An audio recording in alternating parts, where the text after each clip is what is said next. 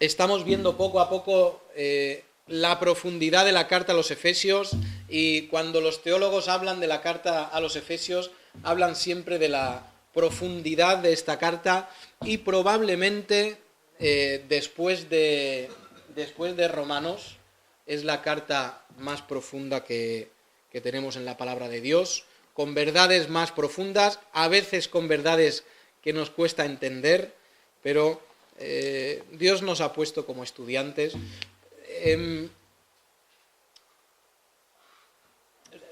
Nico, ponme por favor las notas. Algunos se preguntarán, ¿por qué ir versículo por versículo? ¿Por qué este hombre nos habla de las palabras en griego? ¿Por qué tiene que analizar cada palabra, cada frase, cada artículo, qué significa, qué no significa?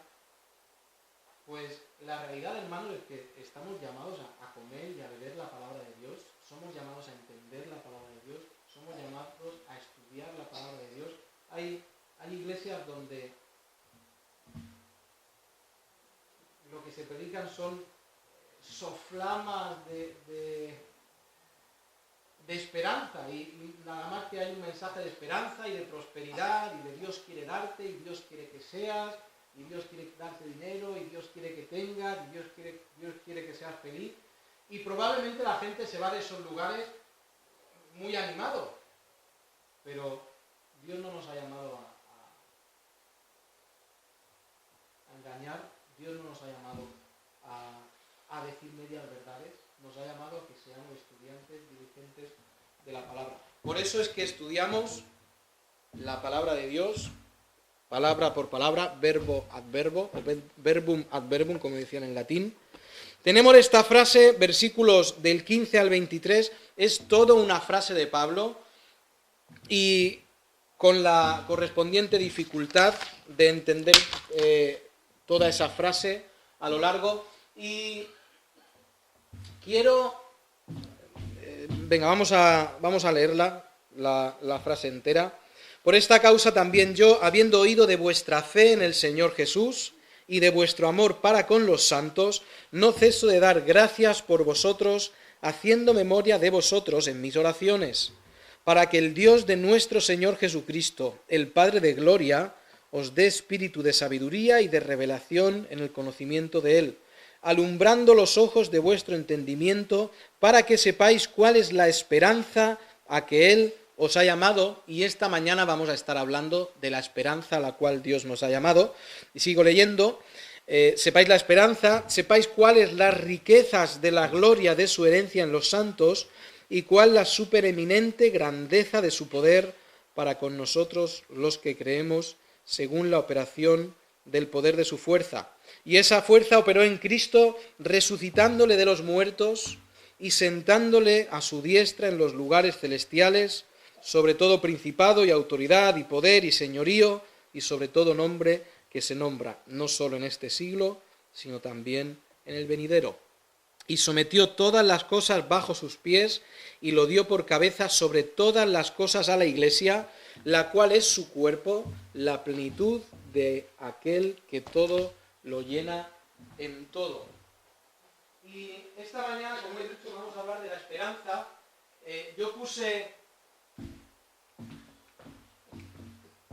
si os acordáis, yo dividí toda esta frase enorme, le hice un esquema, y comienza dando gracias por la fe y el amor que tenían los efesios, continúa pidiendo que dé sabiduría y conocimiento, y termina también pidiendo que os haga saber la esperanza, la riqueza y el poder. Y lo que está diciendo Pablo, y es lo que vamos a ver esta mañana: ruego a Dios que entendáis la esperanza que tenéis. Hablé hace un par de semanas sobre las esperanzas que nosotros tenemos en general, lo que desea nuestro corazón. Dije que hay esperanzas desenfocadas y hay esperanzas enfocadas. Una esperanza desenfocada sería ir todas las semanas a comprar el cupón de los ciegos, ¿se llama? ¿Los ciegos? De la 11, muy bien.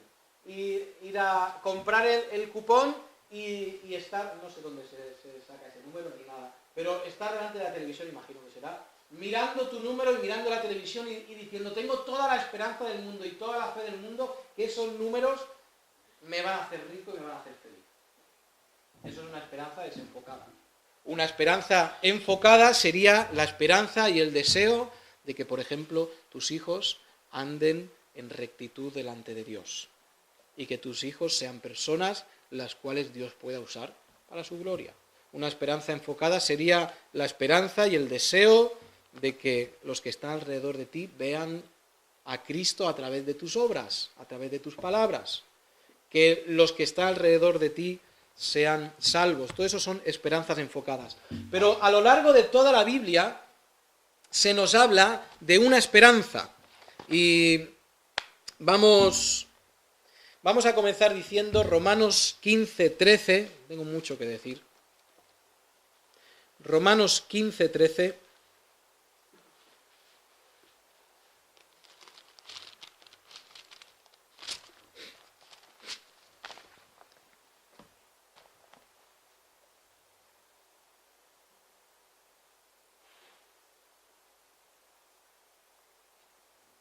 Fijaos que dice este versículo y le da un adjetivo o un nombre, se podría, en el griego no es tan sencillo, pero fijaos que dice, y el Dios de esperanza os llene de todo gozo y paz en el creer para que abundéis, otra vez, en esperanza por el poder del Espíritu Santo. El Dios que nosotros tenemos es el Dios de la esperanza. El creyente es una persona que tiene esperanza. Que tiene esperanza aun cuando las situaciones que hay a su alrededor le dicen no hay esperanza. Cuando todo está perdido, imagínate que por alguna razón te echan en un foso lleno de leones y tú estás en el foso con los leones alrededor y tú dices, hasta aquí he llegado, ¿no? Hasta aquí se va a contar la historia de Israel. Murió en un foso de leones, está bien. Incluso en ese lugar hay esperanza. ¿Podría ser que Dios quisiera salvar a alguien de un foso de leones? Y lo hizo. Y a otros no los salvó de los leones. En el circo romano murieron muchos creyentes. Pero aún en una situación donde no hay esperanza, y me imagino a Daniel con su mucha fe, y no quiero, le veré en el cielo, no quiero ofenderle, pero le imagino en el foso diciendo, ya está, no hay esperanza, es que ¿cómo voy a salir de esta? Pues había esperanza. El Dios de la esperanza. El creyente es alguien que no ha perdido y que no puede perder la esperanza, de ninguna manera. Fijaos, encontré un texto sobre la esperanza, me gustó, no suelo leer textos, pero este me gustó. Dice, la esperanza es un sentimiento positivo que le da sentido a la vida, que permite ver cómo es posible aquello que deseamos. El término viene del latín sperare, esperar, y este término viene de spes, que es pie, que es como estar de pie esperando. La esperanza es la que nos sostiene como los pies para caminar, sin los cuales no hay posibilidad alguna de andar, ya que la esperanza nos da ánimos cuando las fuerzas nos abandonan y la cuesta es alta y difícil. La esperanza es un estado de ánimo especial que se genera dentro de nosotros cuando todo parece haber terminado, cuando el panorama es cada vez más oscuro y la vida parece haber perdido significado. Cuando ya nada hay para hacer, cuando nos sentimos acorralados y sin fuerzas, la esperanza surge de nuestro interior como recurso final, como un detonante que permite encontrar un rumbo nuevo y levantar la cabeza para seguir adelante. La esperanza es un bálsamo para sobrellevar la angustia e incertidumbre, implicando confianza en el presente y expectativa en el futuro, en la firme creencia de que éste será como anhelamos. Fijaos cómo termina. La fe es la certeza de lo que se espera y la convicción de lo que no se ve. Hebreos 11:1, perdón. Por lo que creer es la base de la esperanza, y esto es así. Si tú no sabes en qué tienes esperanza, ¿en qué crees? ¿No? La base, por lo que creer, es la base de la esperanza, y ambas son el sustento de la fe. Y el creyente tiene esperanza.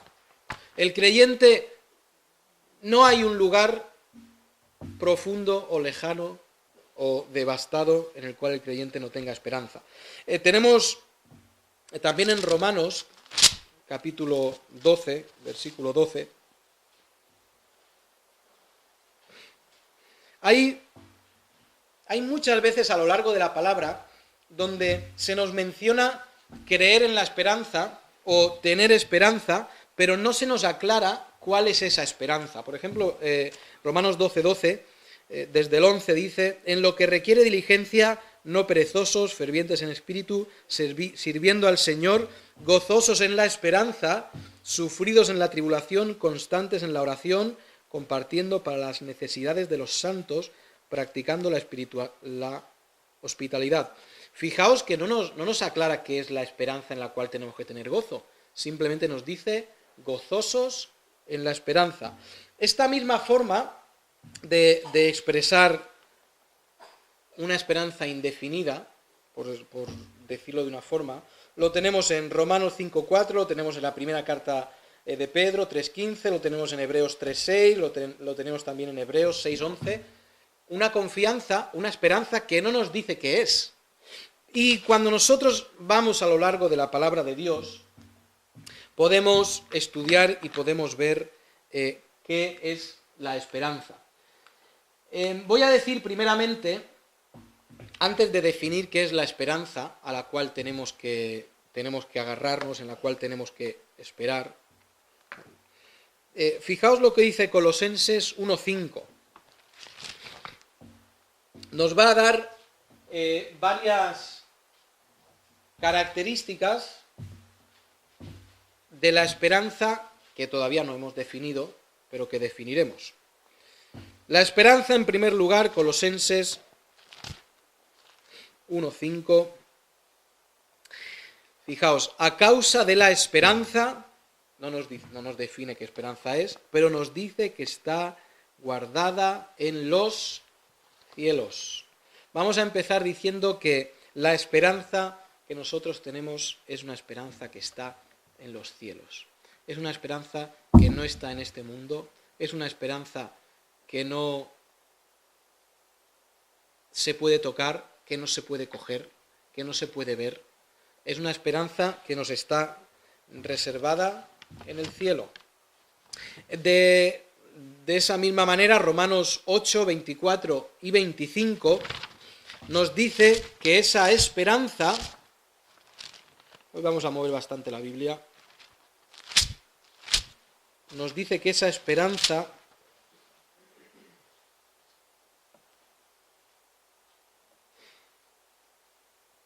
porque en esperanza fuimos salvos, pero la esperanza que se ve no es esperanza, porque lo que alguno ve, ¿a qué esperarlo? No es una esperanza que tenemos vista y realizada ahora, y esto tiene sentido.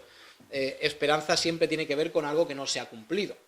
Pues el versículo 25 dice: pero si esperamos lo que no vemos, con paciencia, y con esperanza añadiría yo, lo aguardamos. La esperanza es algo futuro, algo que está por delante. El creyente siempre mira al futuro con esperanza y siempre mira al futuro esperando que Dios obre. Tenemos también Hebreos 7, 19, que nos habla de que la esperanza que nosotros tenemos es una esperanza mejor. Y acordaos que el libro a los Hebreos está escrito, como bien indica su nombre, a los judíos. Y la esperanza que tenían los judíos, es Hebreos 7, 19, no lo voy a leer, si alguno ha ido, muy bien, pero lo que nos dice es que la esperanza que nosotros tenemos es una esperanza mejor que la que tenían los judíos. Los judíos solamente esperaban al rey Cristo, que viniera y les diera un reino terrenal. Nosotros esperamos un reino celestial. Esto se podría matizar mucho. Desde luego habían creyentes judíos entendiendo que había una patria celestial donde irían. La siguiente cosa, no quiero perder mucho tiempo aquí. La siguiente la tenemos en segunda a Tesalonicenses 2:16.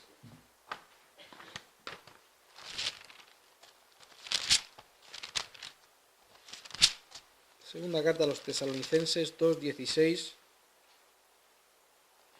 Y el mismo Jesucristo, Señor nuestro y Dios nuestro Padre, el cual nos amó y nos dio consolación eterna y buena esperanza.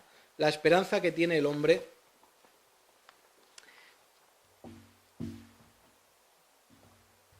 es una esperanza vacía, es una esperanza muerta. Luego vamos a ver que la nuestra es una esperanza viva, pero cuando yo pensaba en una esperanza muerta y en una esperanza vacía, pensaba en una mujer que su marido ha ido a la guerra hace 200 años, cuando el sistema de información no iba tan rápido. Una mujer que ha enviado a su marido, el país ha mandado al hombre a una guerra y el hombre ha muerto. Qué triste, ¿no? Bueno, el hombre muere y la mujer está en casa con la esperanza de que el hombre regrese. Y eso es lo que llamo una esperanza muerta y una esperanza vacía. Una esperanza en algo que puede ser la esperanza más grande del mundo, que puede esperarlo con todo el deseo de su corazón e incluso tener toda la fe del mundo en que el hombre va a volver, y es una esperanza muerta, es una esperanza vacía porque ese hombre no va a volver. El hombre que no conoce a Dios, su esperanza es así de vacía y así de muerta. Es una esperanza en algo que se va a deshacer. Puede ser dinero, pueden ser posesiones, riquezas, bonanza, prosperidad, lo que sea. Es todo una esperanza vacía, porque todo se va a deshacer. Tenemos en la esperanza viva, habla primera de Pedro 1:3, nos dice que tenemos una esperanza viva, el hombre tiene una esperanza muerta, el que no conoce a Dios. Y una esperanza bienaventurada, esto está en la pequeñita carta a Tito 2:13.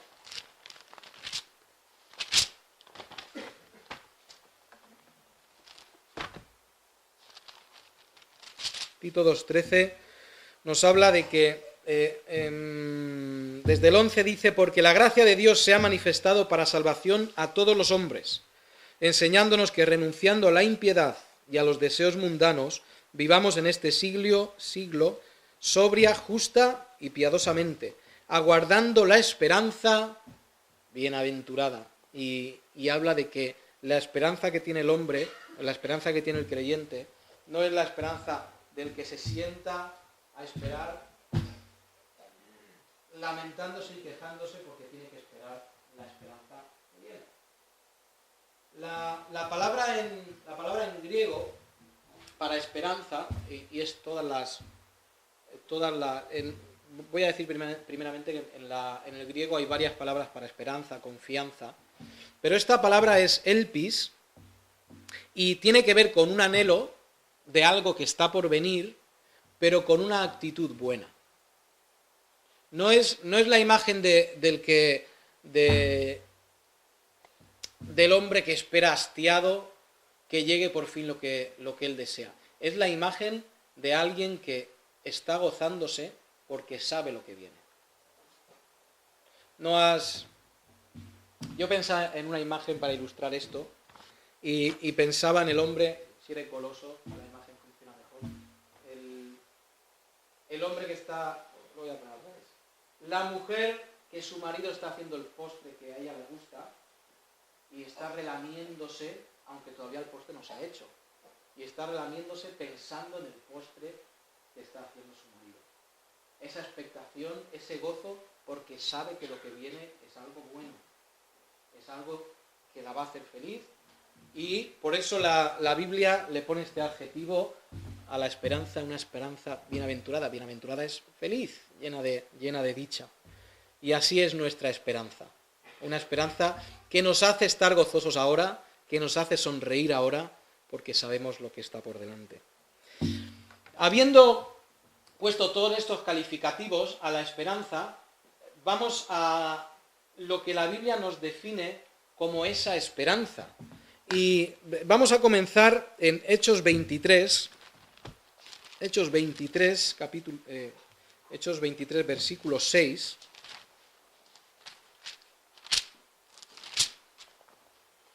Porque hay lugares donde se nos define qué es esa esperanza a la cual el creyente está ansiando recibir. Hechos 23, versículo 6. Entonces Pablo, notando que una parte era de saduceos y otra de fariseos, alzó la voz en el concilio, diciendo: varones hermanos, yo soy fariseo, hijo de fariseo, acerca de la esperanza y de la resurrección de los muertos se me juzga. Conocéis esta escena, ¿verdad? En esta escena, digo con mucho respeto esto, Pablo, que es muy listo, ve que hay dos bandos y dice: aquí voy a sacar yo partido de esto. Y sabiendo que lo que divide a esos bandos es la resurrección, el tema de si habrá o no habrá resurrección, Pablo deja esto caer. ¿Y qué ocurre? Lo que Pablo imagina. Empiezan a pelearse. ¿Hay resurrección? ¿No hay resurrección? ¿Recordáis que a Cristo van también estos mismos saduceos y le dicen: maestro, le plantean la incógnita esta de un hombre o una mujer se casa con 7 hombres, a los 7 hombres los enviuda? No creemos que haya intención de la mujer de hacerle nada a estos hombres, pero enviuda las 7 veces. Y la pregunta de los saduceos a Cristo es: oye, ¿con quién se va a casar en el cielo? Y Cristo le dice: lo siento, la pregunta no está bien hecha, porque en el cielo no habrán casamientos. Y aprovecha para decirles a estos saduceos: ¿es que Dios es un Dios de muertos? ¿Es que Dios no es un Dios de vivos? Y el Dios en el que nosotros creemos, la esperanza a la cual nosotros tenemos, es que resucitaremos igual que Cristo resucitó. Pablo nos habla de Cristo como las primicias de la resurrección. Y la esperanza nuestra es resucitar. Tú dices: yo no estoy muerto. Menuda esperanza resucitar si no he muerto. Y Cristo estaba hablando desde luego a una vida eterna, una vida espiritual. Y esa es la esperanza del creyente. Resucitar igual que nuestro Cristo lo hizo y estar en esa vida nueva, estar en el cielo. Voy a decir, ¿habrá resurrección también para los malos? Los apocalípticos, que estamos estudiando Apocalipsis, vimos hace poco el juicio del gran trono blanco. Todos los hombres que han vivido serán resucitados. Dice que el Hades entregó a sus muertos, el mar entregó a sus muertos, muriera donde murieran los hombres, serán resucitados para estar delante de Dios y delante de su juicio. Pero fijaos qué curioso, los creyentes, los hijos de Dios, resucitan a vida eterna. Y aquí tenemos una paradoja bíblica. Los que no creen en Dios resucitan a una muerte eterna. Qué curiosa paradoja, ¿no? Resucitar a muerte. Nosotros resucitamos a vida eterna, los hombres resucitarán a muerte eterna. Tendrán un cuerpo en el infierno, tendrán un cuerpo eterno para eterna angustia y eterno castigo. Y un cuerpo que resistirá los castigos, no morirán, tendrán un cuerpo que resistirá las torturas y los castigos por el resto de la eternidad. Resucitarán a muerte. Pero nuestra esperanza, estoy hablando de esperanza y tengo un tono muy negativo, pero ese es el final del que no cree en Dios. Muy bien, Juan 3.3 es la siguiente esperanza que nos habla la palabra de Dios. Juan 3.3, la carta primera de Juan 3.3, no el Evangelio, sino la carta.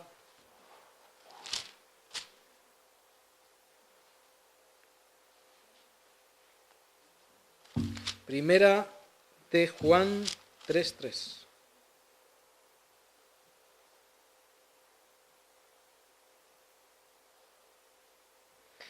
Fijaos, mirad cuál amor nos ha dado el Padre para que seamos llamados hijos de Dios. Por esto el mundo no nos conoce porque no le conoció a Él. Amados, ahora somos hijos de Dios y aún no se ha manifestado lo que hemos de ser, pero sabemos que cuando Él se manifieste, seremos semejantes a Él porque le veremos tal como Él es. Y todo aquel que tiene esta esperanza, la esperanza de ser hechos a la imagen de Dios, se purifica a sí mismo, así como Él es puro. Lo que está diciendo aquí es que, como nosotros tenemos la esperanza de ser un día como Cristo, en nuestra vida diaria nosotros intentamos ser puros y ser como Cristo. El mundo no le interesa ser como Cristo, al mundo le interesan sus fiestas, le interesa su música, le interesa su alcohol, le interesa su diversión, pero a nosotros nos interesa ser como Cristo. Y cuando nosotros andamos por esta tierra y miramos nuestra carne y decimos, yo tengo que ser igual que Cristo, pues me queda bastante, ¿eh? Miramos esta carne y decimos, yo no puedo ser como Cristo, no puedo vivir como su Hijo, pero sé que un día lo seré y tengo la esperanza absoluta de que un día llegaré a la semejanza, en su presencia, a la semejanza de santidad, como Cristo fue. Mientras tanto, nuestro papel, nuestro trabajo, purificarnos. Esa es la segunda esperanza, ser como Él. Deseamos ser como Él. ¿Cómo fue Cristo? Porque si tenemos que ser despertados a su semejanza, ¿cómo fue Cristo? Pues yo voy a decir de una forma muy resumida sobre cómo fue Cristo, sobre su carácter. Cristo agradó totalmente a su Padre. Y el ser como Cristo significa purificarnos para ser totalmente agradables a Cristo. Tenemos la tercera, Gálatas 5:5, nos habla sobre la justicia. Gálatas 5:5, perdonadme que esté hablando tan rápido, pero no quiero alargarme demasiado. Gálatas 5:5.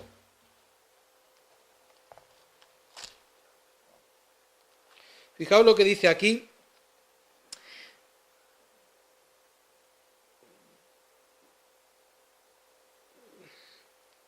Bueno, vamos directamente al versículo, se puede entender bien sin leer el resto. Pues nosotros, por el Espíritu, aguardamos por fe la esperanza de la justicia. La tercera es la esperanza de justicia. ¿Por qué nosotros esperamos que se haga justicia? Lo decía el hermano Pedro el viernes en la predicación, y es algo que pasa seguramente a todo el que trabaja, cuando en el trabajo saben que eres creyente, te miran con un poco de desprecio, ¿no? Ay, este tonto que ya le han engañado, y mira lo que vive, mira lo que cree, qué locura. Dios, pero si ya nadie cree en Dios. Y eso puede traer que se rían de ti, que te menosprecien en público, que es sufrir injusticias. Y Dios nos ha llamado a hacer la justicia por nuestra mano y decir, tú te ríes de un hijo de Dios, ¡bumba! Y le mandas un derechazo al mentón. Lo que Cristo dice y el mensaje lo tenemos en los salmos repetidos una y otra vez, la justicia la voy a hacer yo, dice el Señor. Lo que nosotros esperamos, esa esperanza de justicia, es cuando en el día final Dios haga justicia sobre nosotros y haga justicia total sobre los que nos habrían... a nosotros, bueno, de nosotros se pueden reír, nos pueden mirar raro, pero hubieron muchos que por ser creyentes dieron la vida. Y Dios hará la justicia perfecta. Y esa es la esperanza nuestra. Quizá hoy en el día a día tienes que recibir injusticia. Por eso la esperanza mira al futuro y dice, yo seré totalmente, en este sentido, justificado. Se hará justicia total sobre lo que se ha hecho a mí, se ha hecho contra mí. Hace tiempo que no saco el sombrero de la obra para decir cosas duras, pero lo tengo ahí guardado por alguna ocasión especial. ¿Qué ocurre con esa justicia que se tiene que hacer, esa justicia en el último de los días? ¿Qué ocurre cuando el que te ha hecho una injusticia no es del bando enemigo, sino que es del bando que tú dices, este es mi amigo? Y no me refiero solo a amistad terrenal, sino ¿qué ocurre cuando las injusticias que recibes, las recibes de alguien que dice ser creyente o es creyente?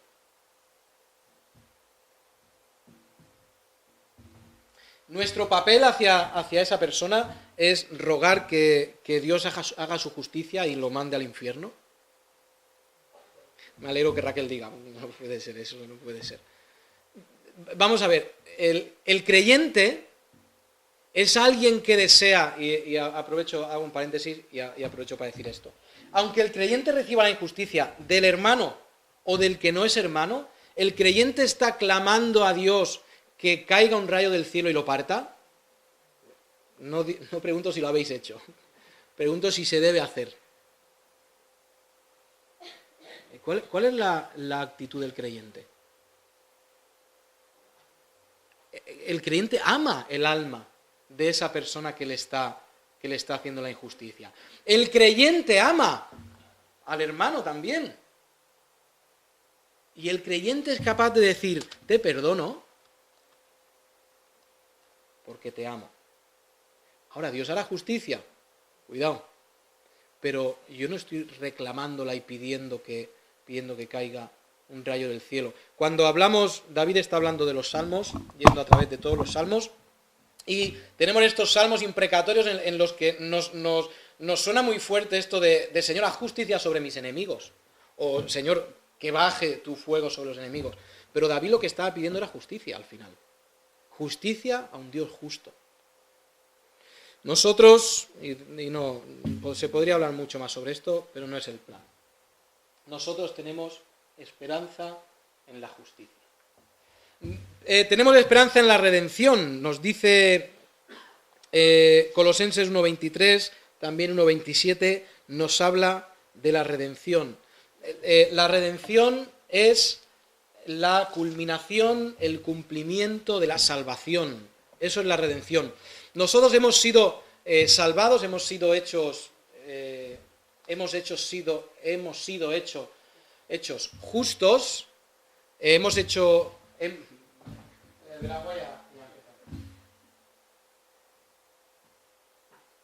nosotros hemos sido hechos justos por parte de Dios, ¿verdad? Él ha declarado que nosotros somos santos delante de Él, ¿sí? Pero, ¿Dios ha salvado ya a alguien aquí esta mañana?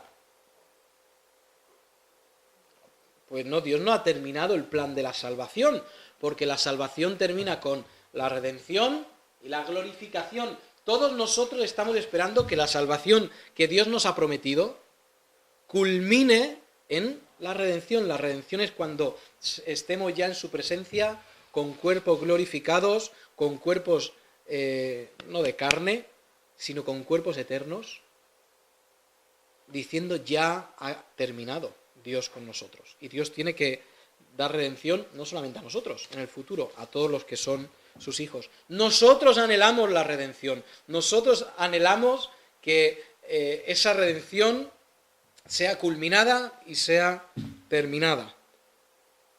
La siguiente. Salvación, 1 Tesalonicenses 5:8, ahí tenemos la esperanza de salvación relacionada con su vuelta. Y todos esperamos que Cristo venga por sus hijos, que al sonido de la trompeta Él venga en las nubes, igual que se fue, como dice Hechos, y venga a por sus hijos. Todos esperamos ese día y lo esperamos con gozo, lo esperamos con paciencia.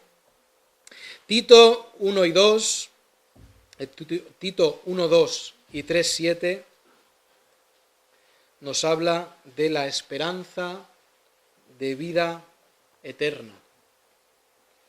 Y la esperanza del hombre normalmente está en vivir todo el tiempo que pueda, vivir de la mejor manera que pueda, vivir de la forma más cómoda que pueda. Esa es la esperanza del hombre. El hombre sin Dios no tiene normalmente una esperanza en lo eterno. Tiene una esperanza, y ¿cómo digo esto? Y aquí entraría las diferentes formas de esperanza que nos habla la Biblia. Tiene el deseo de vivir eternamente, tiene el deseo de estar, si cree en el infierno y cree en el cielo, tiene el deseo de estar en el cielo, pero como si no tiene a Dios no entiende lo que es la vida eterna. Nosotros entendemos lo que es la vida eterna y nuestra esperanza está en que viviremos no en calles de oro, no en lugares preciosos por la eternidad, sino que estaremos con nuestro Cristo, que seremos salvados, que tendremos vida eterna. Recordad que recibiremos vida eterna porque la recibiremos de Dios. El hombre, aún teniendo vida eterna, no podrá compartir esa vida eterna. El único que puede compartir la vida es Dios. Entonces, tendremos esa vida eterna con Él. Romanos 5:2 nos vuelve a hablar sobre la esperanza de glorificación. Podríamos hablar también de la esperanza de unificación. Y es, como hemos visto estas semanas atrás, la esperanza de que todos seremos unidos a Cristo y Cristo, juntamente con nosotros seremos todos unidos a Dios. Y el alma volverá al lugar de donde ha salido. Glorificación, unificación, cuando recibamos gloria y cuando compartamos la gloria de Dios en el cielo. Termino, creo que no tengo nada más.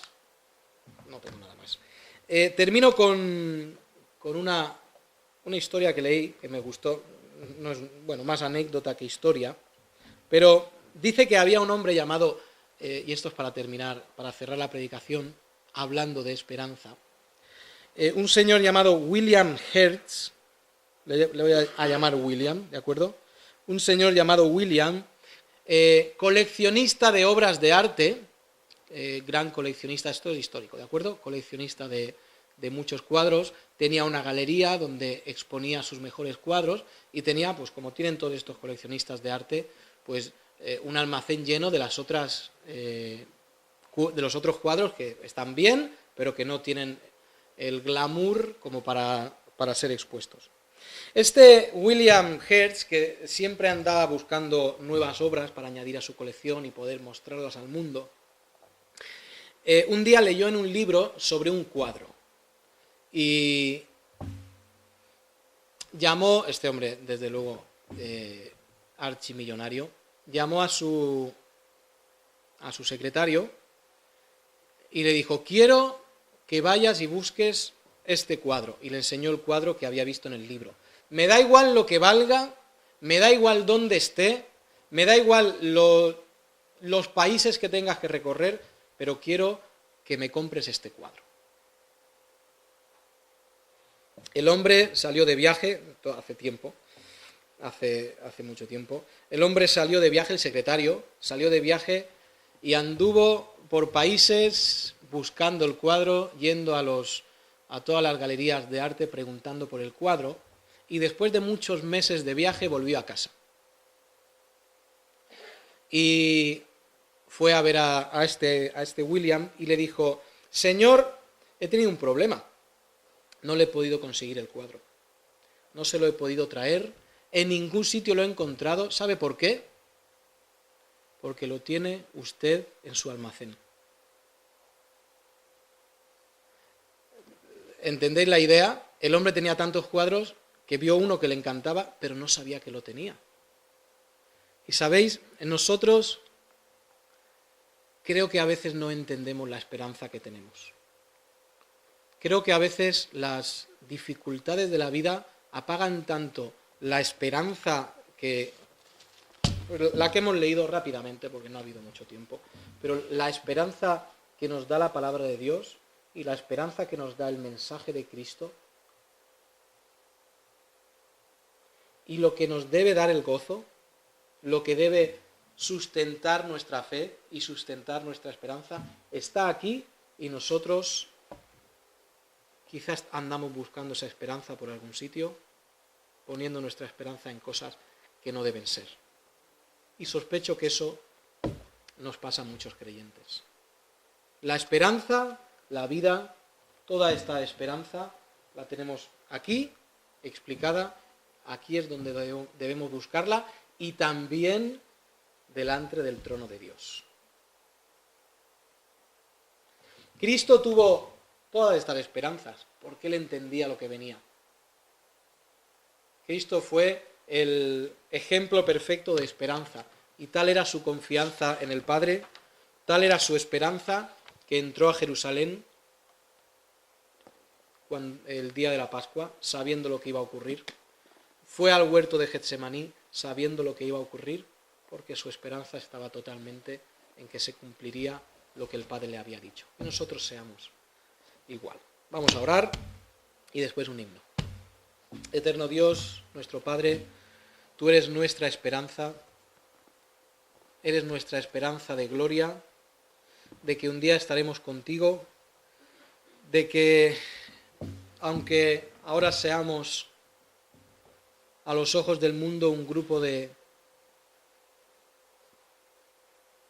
locos que estudian a un personaje de hace 2000 años, aunque ahora el mundo nos tenga como eso, nuestra esperanza es firme en ti, sabemos lo que viene y eso hace que se sustente, que se fortalezca nuestra fe.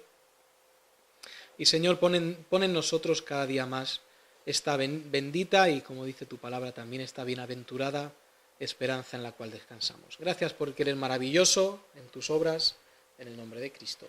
Amén.